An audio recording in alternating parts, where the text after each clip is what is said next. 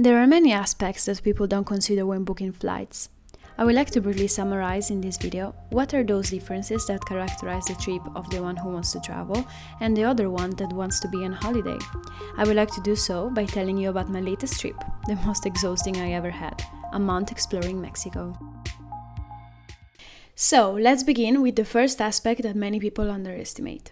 If you're on a vacation, probably, you let someone else organize the travel process for you, prioritizing your own comfort, maybe, and a little bit less your wallet.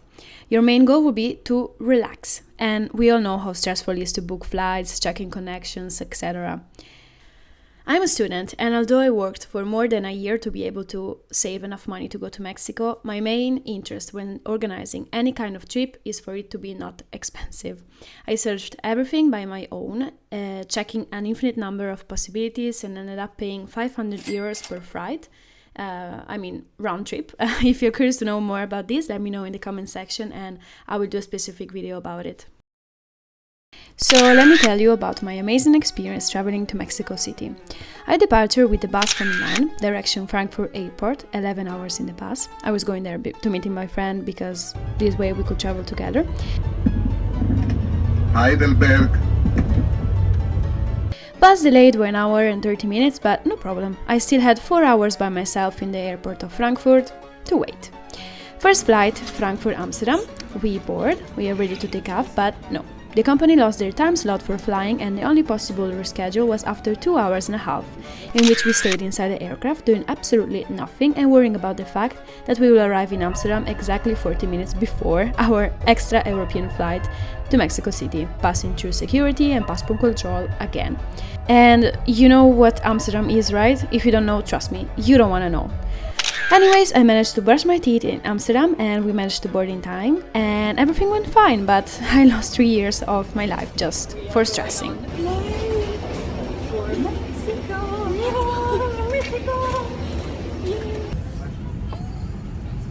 Soy feliz. Sí. Vamos a morir.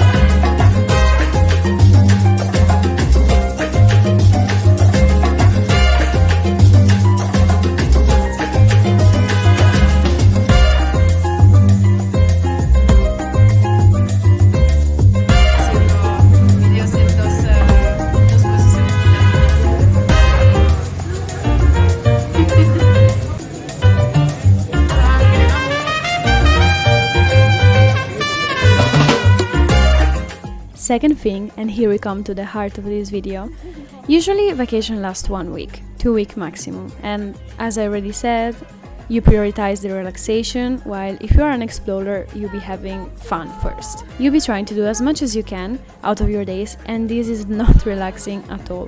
You'll be so excited to see so many new things and get to know as much as you can a new country, but when you do so much, you eventually get tired and get also the urgent need of spending one entire day in bed doing absolutely nothing. But then, once you're in bed, you begin to ask yourself, should I stay in bed and rest? Should I go out and do this and that, since I'm only here for a limited amount of time? And oh my god, this is exhausting. I've been in Mexico 1 month. I rested 1 day, just because there was a tropical storm.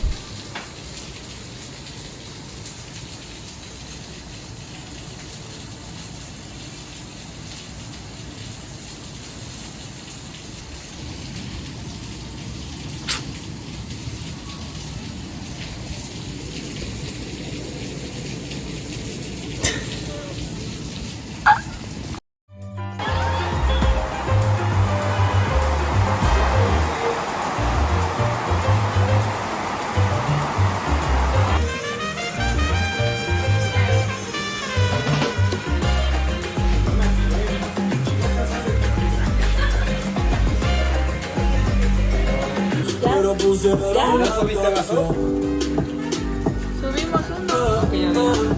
Ya había aquí como 4. ¿Cuántos somos? ¿Este está limpio? Sí, sí, ese era. Tome al rincón que tú estás, que tú estás. A month of traveling is another level of being gone, is a whole different experience. When you're focusing on relaxing, you're okay, you are resting and just stopping the things that are waiting for you at home for a while. But 1 month or more of being away from reality, so to say, is not sustainable. You're forced to create some kind of routine. Even if you're constantly moving places, you always find that cafe, that time of the day to be always the same, and otherwise traveling for this long can really feel unsettling. Not having a routine makes you feel aimless and makes you even asking questions like, do I really like this? What am I going to do with my life right now? And yeah, it's upsetting. Chiqui. Qué bonito. Sí, quiero llevármelo a Alemania. Ya llévatelo, Ilan. Y alcanza a dormir. Hola.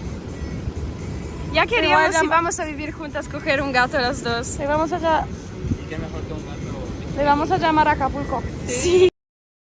Let me better explain what I just said. I mean that the enormous weight of always being present and conscious and mindful of yourself and whatever you're doing when traveling is extremely difficult. Being on holiday or even staying at home, slumped in your daily routine, is relatively easy, let's say, because you just move on autopilot. When you are away, instead, and for so long, you begin to wonder about your whole identity and you need eventually time for yourself. But that's extremely difficult when you don't have a typical routine and you have to constantly move places. It takes time and a lot of strength to find the only for me time while surrounded by so many unsettling yet extraordinary things.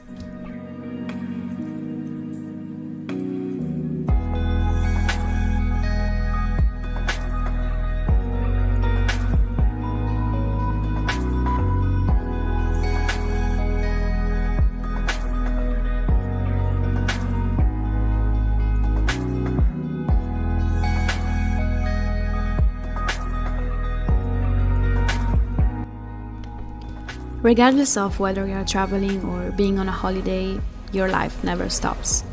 You may stop it for a couple of weeks, but especially when you are away for a longer period of time, your problems and mental struggles will come along eventually. There is no escape from your own head. As much as having a stable and healthy and productive routine can help your mental health, it is also true that experiencing new things and stepping out of your comfort zone for a while will have the same positive effects, if not even better ones. Traveling necessarily involves numerous challenges due to the fact that everything is new and unfamiliar to us. Like, for example, we have to constantly check Google Maps, find new grocery stores, etc., etc. But this also gives us the possibility to develop new ways of seeing life, and sometimes the new side may be very useful to our everyday, sometimes boring life at home. It can even boost your creativity, since you are seeing so many things that you have never seen before. It can inspire you creatively more than you think, actually, and I would suggest not to underestimate these apparently crazy enlightenments that came to you and try to keep note of them and actually reflect on them. It is stressful to think about everything, but planning your days facing these many difficulties makes you be more present and makes you live life in the moment. This is inevitable, and I think is one of the best long-term benefits of long-time traveling. And you? Are you ready for a new adventure?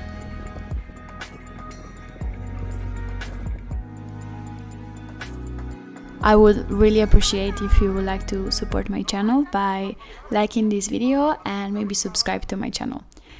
Thank you so much for watching and see you in the next video.